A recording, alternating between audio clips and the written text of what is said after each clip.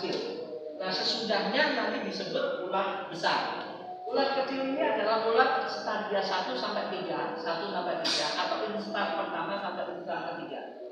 Pemeliharaan ulat kecil ini susah dan lebih membutuhkan perhatian yang lebih banyak. Suhu yang dibutuhkan sekian. Dan ingat, mana tanaman murai? Itu mas. Jadi kalau kecil-kecil kita kasih makannya pucuknya ini. Ya, mungkin seginilah kita yang harus diambil. Dan ini dirancang lembut. Rancang kecil-kecil. Kenapa harus dirancang kecil-kecil? Kalau besar-besar ini kita tumbuhin, dia bisa saja dia yang mati karena terlalu berat, ya kan? Tapi harus dilembutin dan diratain supaya tidak menginjak mereka, tidak membebani mereka. Jadi di kecil-kecil begitu ya. Jadi lembut, dia harus makan. Ini pada saat instan pertama. Ini harus. Instan kedua 5 sampai 7 hari dia sudah lumayan nggak gede-gede. Mungkin segede apa ya, selidi mungkin ya. Jadi sel berkolek lah begitu ya. Jadi 5 sampai 7 ini dah gitu. Kemudian 8 sampai 10 agak besar dari itu. Sedikit ya. Jadi paham ya? Nah, apa itu instan? Instan ini satu fase kehidupan ulat, khususnya ulat sutra. Ulat sutra ini dalam satu instan dia makan tidak pernah berhenti siang dan malam. Makan terus. Tapi nggak gede-gede. Tiap hari misalnya dari hari pertama sampai keempat hari ini makan terus begitu. Terus di hari keempat dia tidur. Mungkin hampir 24 jam sampai hari kelima. Ya, hari keempat ini tidur sampai seharian dia tidur. Jadi tidur. Nah, pada saat bangun itulah dia menjadi besar. Nah, ini keagungan Tuhan. Waktu makan dia tetap segitu, tapi waktu tidur, kemudian bangun dia membesar. Ya, dia membesar. Nah, oleh karena untuk membantu pembesaran ini setiap instan kita akan bantu mereka dengan menaburi kapur dan kaporit untuk menghangatkan tubuh ulat-ulat itu.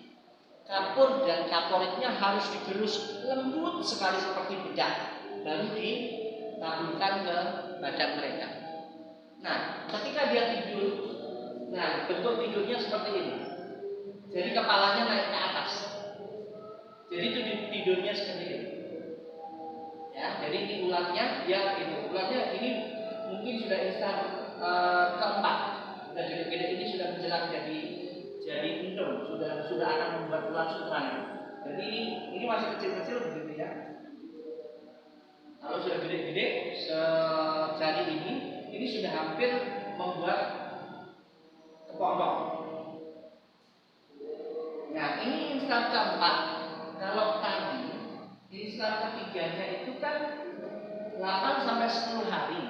Tiba-tiba ada 12 hari ke 13 hari. Terus hari ke-11-nya kemana? Dia tidur. Ya, dia tidur. Berarti sesudah menuju ke ulat besar, dia tidurnya lebih lama. Ya, 2 kali 24 jam. Ini paling dari 13 sampai ke 18. Nah, ini tidak bersama-sama masalahnya. Jadi dia tidak barengan. Jadi kita akan nanti lihat begitu semua tertidur, kita akan taburin kapur dan kaporit. Ini ya. Jadi ini ada instan keempat. Jadi hidupnya siklusnya hanya 20 hari. Jadi ini pemeliharaan yang seperti cari gaji bulanan. Jadi kalau memelihara ini kita punya gaji bulanan. Itu aja. Jadi memelihara satu paket 1 bulan selesai. Ini 20 hari, terus kira-kira 4-5 hari membuat kepompong. Hari ke-25 kita panen. Ya, hari ke-25 kita panen. Hari 25-30 kita sterilkan, katakanlah begitu. Jadi pas genap 1 bulan. Jadi kalau kita memelihara seperti ini nanti, kalau kita buat keuangannya seperti apa nanti di ujung kita bicarakan. Jadi ini 20 hari. Sesudah 20 hari dia akan membuat kepompong. Dia akan cari tempat, terus dia mulai berputar dengan mengeluarkan liurnya sampai liurnya itu menutup diri kan, terus dia muter sampai 4 hari dia muter tanpa lelah. Terus dia kerjanya cuma muter gitu ya. Catatan pentingnya memerlukan kondisi ruangan yang sejuk, suhu ruangan ini gampang. Kalau kita tidak ingin memaksakan diri, ya kita pakai kipas angin atau kita menggunakan AC juga boleh begitu ya. Jadi kipas angin atau AC atau kipas angin yang ada blower airnya itu, air ini juga bisa. Kemudian suhu yang baik ini ya dengan kelembapan yang baik seperti ini. Setiap fase instan melewati masa hibernasi atau tidur panjang. Ya, semua binatang ada hibernasi. Kayak beruang hibernasinya kadang-kadang sampai 1 tahun. Ya, karena ternyata musim ditutup misalnya musim saljunya itu hampir 1 tahun, dia tidur 1 tahun. Ketika salju mencair baru dia hidup bangun kembali misalnya. Jadi setiap binatang ada hibernasinya. Kecuali binatang-binatang yang akrab dengan manusia itu tidak memiliki tidur panjang. Ular diberi penghangat berupa kaporit dan kapur yang sudah saya jelaskan. Setelah melewati fase instan ular membesar, untuk itu lokasi pemeliharaan diperluas. Nah ini yang mungkin belum saya jelaskan. Pertama kali satu irik kita tempatkan, ya. Begitu instan kedua, ya instan kedua kita pindahkan menjadi 2 irik, ya kan? Kemudian instan keempat ini menjadi 8 irik. Jadi 4 irik. Jadi dari 1 dibelah menjadi 2, ya kan? Kemudian 2 dibelah menjadi 4, 4 dibelah menjadi 8. Karena kali 2 semuanya, kali 2, ini berarti sudah 8 irik. Kemudian di sini sudah ada 16 irik. Jadi dia luas kan bisa dihitung sendiri. Berarti kalau 1 irik itu 2 irik itu kan berarti 1 kali 1 meter. Berarti kalau 32 berarti sudah 32 meter. Berarti 6 kali 6 meter seperti yang tadi saya bilang itu adalah 1 kali pemeliharaan. Ya. Nah ini ya setelah fase ini membuka maka lokasi pemeliharaan diperluas. Caranya tinggal membagi 2 aja. Jadi misalnya kita kasih alas koran, begitu korannya dibelah aja, dibawa korannya dipindahkan begitu ke satu tempat. Nanti dia akan berkembang sendiri. Jadi tidak akan ngumpul di tempat itu, asal kita kasih makan di tempat lain, dia akan pergi ke tempat lain. Jadi kita buat tumpuan makanan di tempat lain. Nah, kalau sudah instan ke-4 ke-5, itu kita ngasih makannya kayak gini aja digeletakkan. Ya, kayak gini digeletakkan dia makan. Dia makan dia habisin gitu. Kita lihat tadi ya. Ini kan posisinya masih ada batangnya, ya. Ini ada batangnya. Jadi kalau sudah besar-besar dengan batangnya, tapi kalau yang masih kecil tadi kita harus ambil daunnya, kemudian kita potong sebab kita takut batangnya ninding dia mati.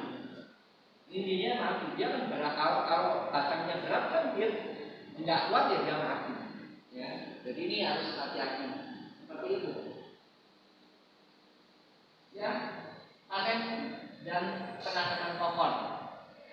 Jadi ini kalau sudah panen tadi ya, berarti gambarnya yang tadi ya, masih ingat ya, gambar yang tadi di kotak-kotak. Jadi nanti sesudah instan ke-4 ini, ya instan ke-5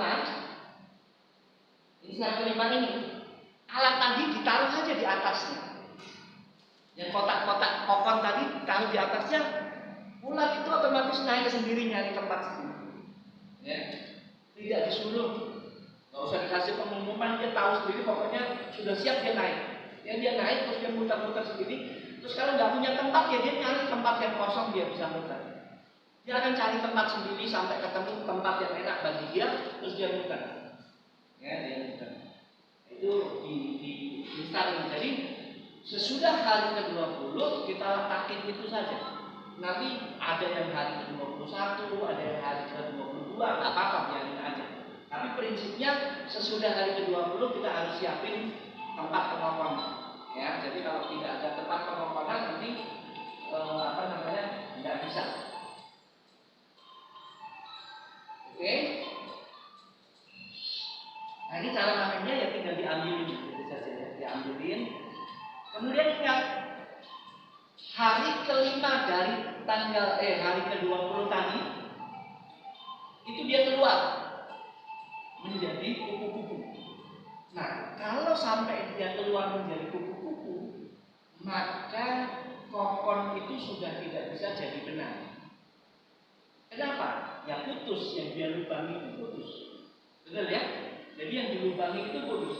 Jadi kalau dia keluar kan lubang ini, ya, lubang ini. Jadi dia waktu ditarik benangnya ya ketemu lubang itu berarti putus begitu. Makanya jangan sampai dia putus atau jangan sampai dia keluar jadi kupu-kupu. Kalau dia juga keluar jadi kupu-kupu berarti tidak menjadi benang sutra. Ya, jadi bagaimana caranya? Ini harus dimatikan. Ya, jadi dimatikan. Caranya mematikan bagaimana? Kita bisa buat namanya open basah. Jadi kita buat kotak begitu. Ya, kotak. Ini tempat pengeningannya atau pembunuhannya katakanlah yang benar begitu. Terus ini dikasih selang atau pipa. Kemudian kita punya dandang yang isinya air. Kemudian kita panaskan. Nah, ketika ini panas kan ada uap. Uap ini masuk ke sini, uap ini panas, maka akan matang, tapi tidak merusak sutra. Kalau open kering gimana? Kalau open kering pasti dia kosong, terus patah sutranya. Jadi tidak jadi benang juga. Paham ya cara pengelolaannya ya? Jadi ini bagaimana cara membuatnya ya? Sebenarnya kalau ini butuhnya kan nggak besar, jadi ini bisa. Atau yang sederhana kalau repot-repot ya direbus gitu aja.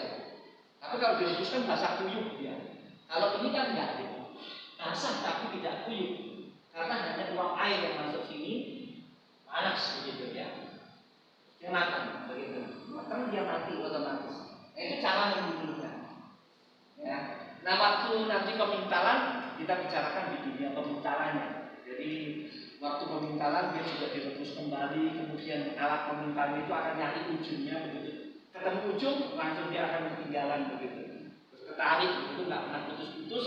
Terus antar benang-benang ini ketemu itu dipilih menjadi benang. Itu namanya pemintalan. Ya, jadi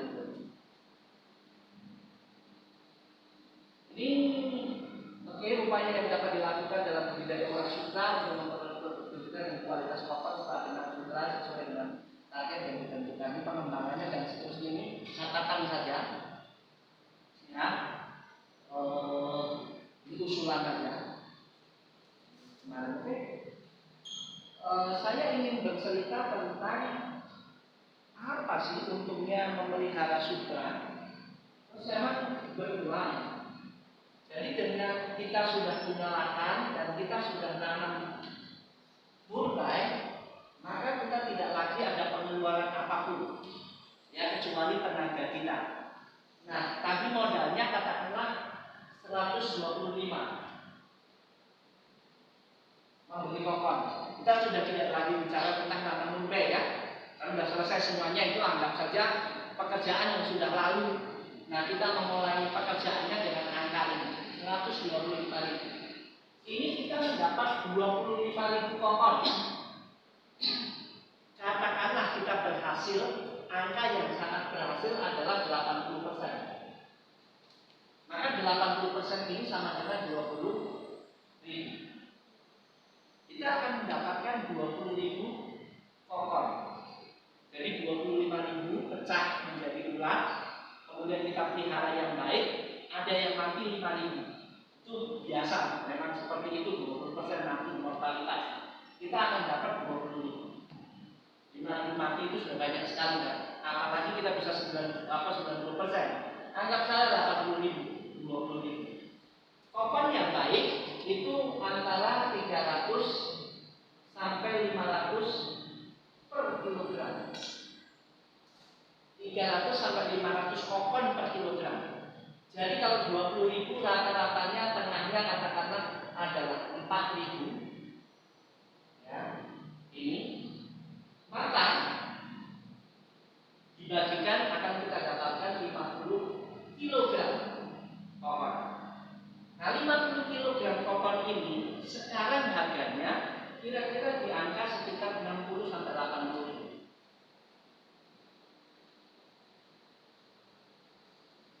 Katakanlah kita pegang angka ini, ya kita kalikan ini, kita akan dapatkan uang 3 juta. Ini per bulan. Cara kerjanya tidak susah, ya kan? Kerja susahnya kan daftar rapi, nyangkul mulai segala macam. Nah, cara memelihara ini mudah sekali. Ini hanya satu. Kalau kita peliharanya 1 minggu 1, berarti 1 bulan minimal ada 4. Tinggal dikalikan. Kenapa saya sarankan kok tidak sekaligus 4, Pak? Kok seminggu sekali 1? Karena supaya aman. Minggu pertama kita pelihara yang pertama. Minggu kedua kita pelihara yang kedua. Ini begini. Ketika tadi ada instar 1 sampai 2, ini kan makannya kecil-kecil. Ya. Ini sudah gede-gede. Ini sudah gede, jadi waktu kecil-kecil kita bucuknya, waktu besar kan kita tatang bawahnya. Nah, otomatis kalau kita memeliharanya sampai 4, tentu kan tidak ada yang dibuang. Jadi potong aja di kebun, langsung dibawa ke rumah, pipiring yang muda-muda untuk yang kecil-kecil, kemudian yang tua-tua tinggal dibagi ke mereka. Paham ya? Jadi kenapa ini? Nah, kalau kita seminggu 1 memelihara ini, maka kita dapatkan 3 juta kali 4, 12 juta. Besar juga. Apakah kalau kita jadi hamba Tuhan bisa memelihara ini? Bisa. Kita masih bisa berkunjung ke jemaat karena kita hanya mengasih makan pagi sore. Ya, paling banyak 3 kali begitu ya. Ketika masih kecil-kecil dia sering harus dikasih makan sering karena dia makan 24 jam. Asal kita sudah banyak begitu, dia akan hidup. Jadi sekali lagi jangan sampai nimbun mereka, ya mati. Tapi kalau yang sudah gede-gede, kan kita kasih carang, otomatis tidak akan nimbun mereka, karena kita letakkan 1, dia akan ada lowong untuk dia jalan ke atas, gitu ya. Itu kira-kira. Jadi apakah kita bisa mendapatkan itu? Bisa. 12 juta per bulan sampai melihara itu. Cuma persoalannya kita memelihara ular sutra ini nggak bisa sendirian. Kalau sendirian nanti kita jualnya ongkosnya mahal di ongkos. Tapi kalau kita bisa punya tadi yang saya kasih gambar open basah tadi, ya kita tumbuk sampai banyak mungkin murah, ya kan? Tetapi kalau kita barengan itu bisa. Misalnya di suatu tempat ini ada 10 orang mau pelihara ini, setiap minggu 1, berarti akan ada 40 unit. Betul ya? Ada 10 orang, 1 minggu 1 bulan ada 40 unit kan? 40 unit ini dikali 50 kilo, berarti ada berapa? Ada 2 ton per bulan. Nah, kalau ada 2 ton per bulan, kita bisa ajukan. Sebenarnya dari awal bisa, cuman pengalaman saya membimbing petani nggak pernah beres kalau kita mengajukan bantuan sejak awal. Jadi ini itu program kehutanan.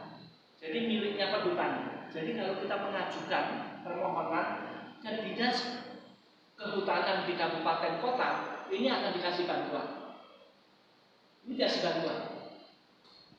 Karena ini program, jadi mereka punya dana khusus untuk itu di dinas kehutanan provinsi, kabupaten ataupun pusat. Yang tadi saya ceritakan pengembangan tahun 2018 itu dikembangkan oleh pusat, tapi didistribusikannya ke daerah. Ya, cuman nggak direspon aja. Padahal ini kesempatan bagus. Kenapa kesempatan bagus? Di Indonesia kan punya batik di semua tempat kan. Di Sumatera ada ulos, ada batik Palembang, ada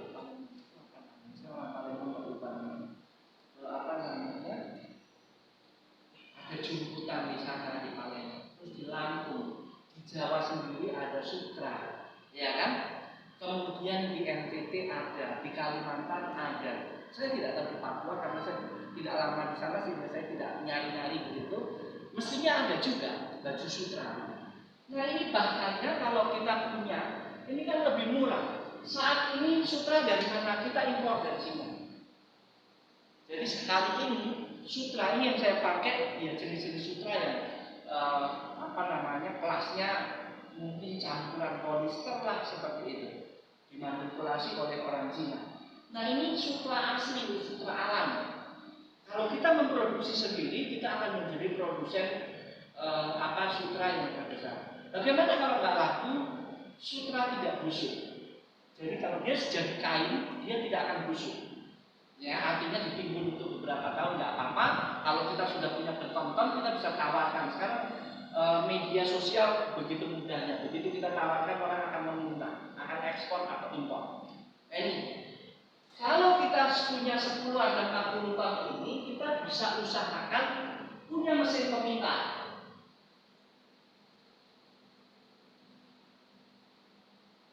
Nah, sesudah punya mesin peminta, kita baru punya mesin penenun. Ya, mesin penenun.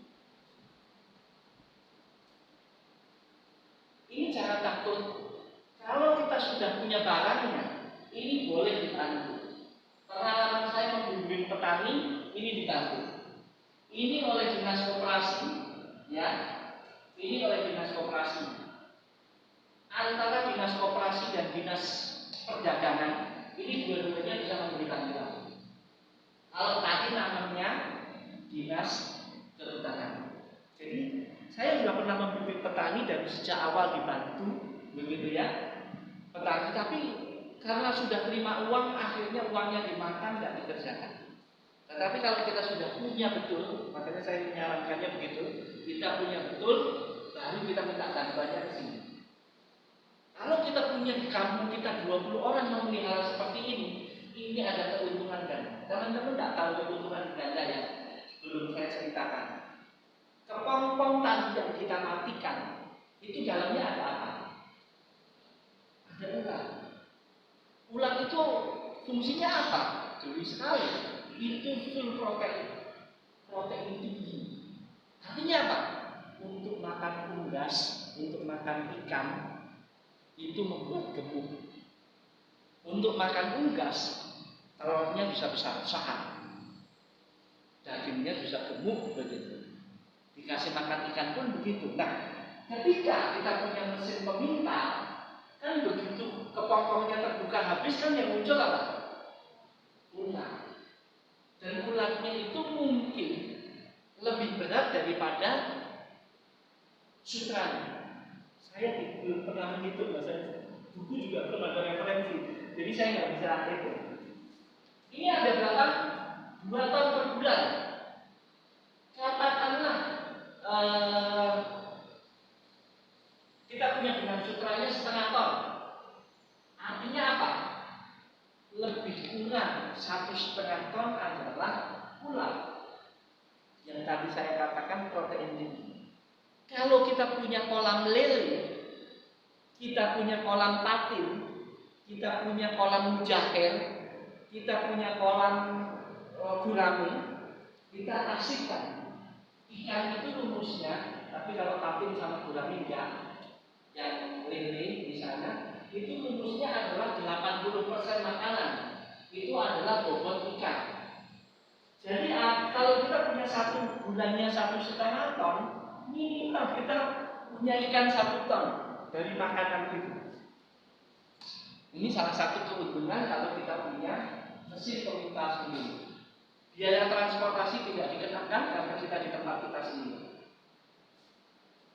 Dan ini penting sekali untuk membantu kita supaya membantu negara supaya negara tidak impor lagi sutra. Teman-teman tahu setiap kali impor apa yang konsekuensi yang harus diderita? Kita akan berkurang dolar kita atau valuta kita, ya, itu mengurangi. Jadi uang asing kita itu berkurang, neraca perdagangan kita itu berkurang. Jadi pemasukannya akan dikurangi dengan pengeluarannya. Nah kalau ini sudah tidak impor lagi, maka tidak akan bagus. Makanya ini saya sampaikan dengan harapan orang tertarik untuk memelihara. Ini untungnya besar. tadi memelihara 4, katakanlah nggak 12 juta lah, dapat 10 juta.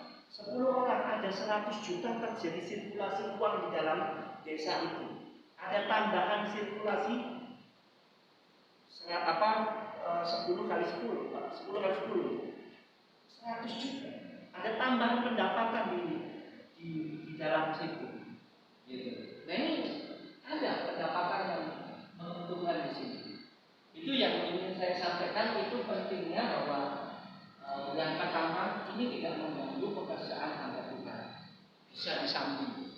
Jadi nanti wah ini itu, terus yang kedua hamba Tuhan bisa menularkan kepada jemaat supaya yuk kita memelihara barang-barang. Ini mah 10 orang akan menguntungkan. Siapa yang mau jadi bos?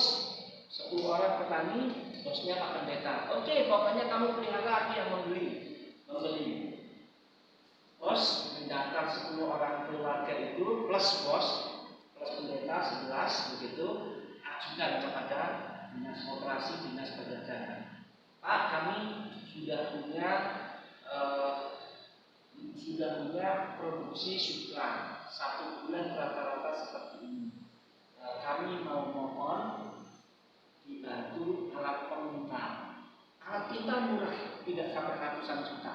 Mungkin harganya sekitar 30-40 juta. Jadi bantuan sekecil itu untuk 10-11 orang pasti disebut murah. Pasti dipenuhi oleh mereka. Mereka proyek dalam 1 tahun kan miliaran.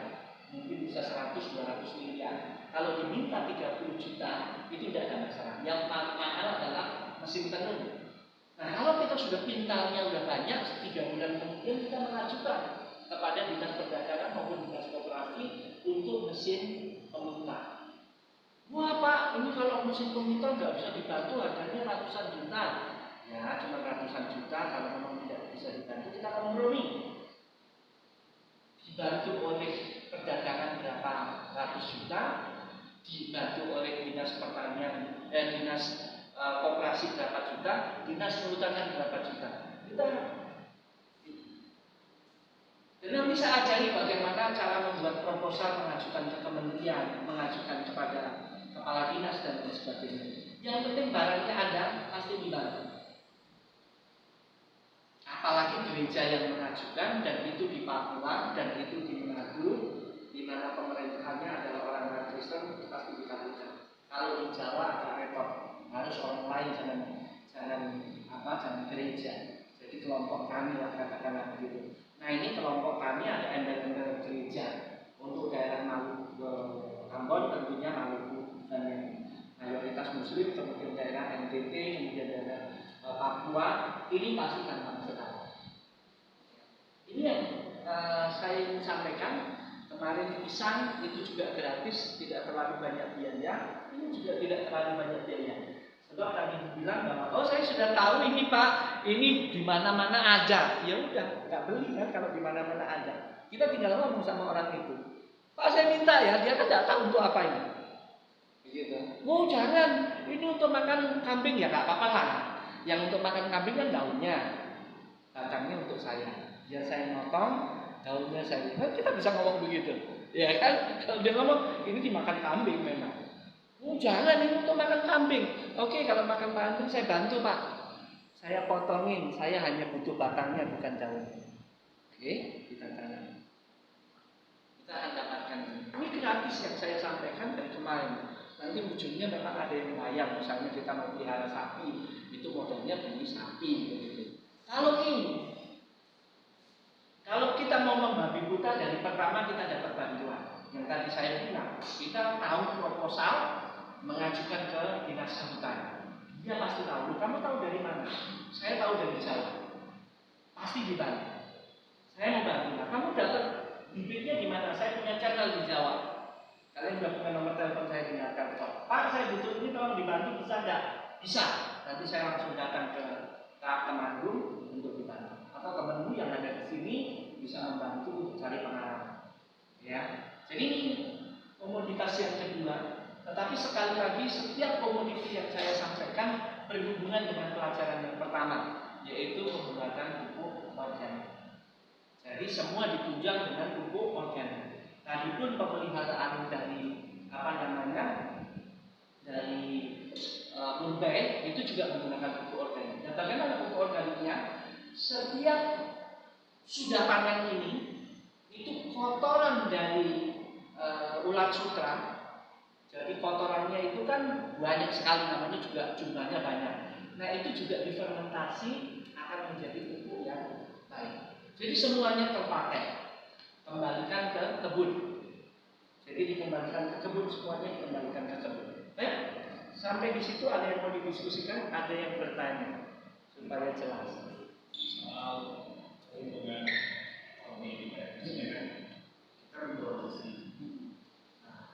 Nah, kayaknya ini lebih mudah ya kalau kita ngomong kasar sih kayaknya mudah nih. Tapi maksudnya kadang-kadang kita ini memproduksi ini bingung memasarkannya itu Pak. Kita pemain baru. Kayak kemarin itu kayak terus setelah kan kita pemain baru. Dan kesulitan kita itu kan masuk ke lingkaran itu. Ke konsumen, ke orang yang memesan itu. Jaringan itu kan ada kesulitan untuk kita masuk gitu. Karena kan kalau usaha itu yang saya tahu itu masuk ke lingkaran gitu. Kita pemain baru agak susah juga untuk alurnya. Nah itu bagaimana mensiasatinya? Yang bisa kemarin kan pasar terbuka. Ini sebenarnya juga pasar terbuka. Artinya gini, ketika kita belum mengelola sendiri, ini ada pasar kokon di Jogja, di Bandung, di Bogor. Makanya tadi saya bilang biaya ongkosnya mahal. Kalau kita mau jual kokon, makanya saya sarankan minimal 10, kita menghasilkan 40 unit, kita dapat 2 ton ini, supaya kita punya mesin peminta. Jadi nanti yang kita jual adalah benang. Betul? Kalau kita sudah punya mesin tenun, yang kita jual apa? Kain. Gitu loh. Jadi ini kalau kita pergi tadi ke tempat Candiroto tadi bertanya, Pak, saya mau pelihara kokon, pelihara ular sutra. Kemana saya jual kokon? Nanti dikasih tahu sekarang siapa yang kan semua orang belinya ke dia. Koneksi ya. Ya, jadi dia semua bibit kan belinya ke dia. Nah kita tanya ke dia. Yang produksi sekarang terbesar mana? Terus orang yang membeli kokon ini di mana? Nah, terakhir kokon ini dijual di Jogja ternyata bukan untuk dipintal juga, untuk aksesori. Kalau kita jalan-jalan ke Malioboro itu ada mainan-mainan yang terbuat dari kokon. Dibelah-belah jadi bunga gitu ya. Ada ya seperti itu. Jadi itu. Ini macam-macam sudah. Jadi kalau teman-teman jalan-jalan ke sana pasti nggak akan khawatir kalau nggak dijual biar saya buat sendiri begitu. Nah, kokon yang sudah berlubang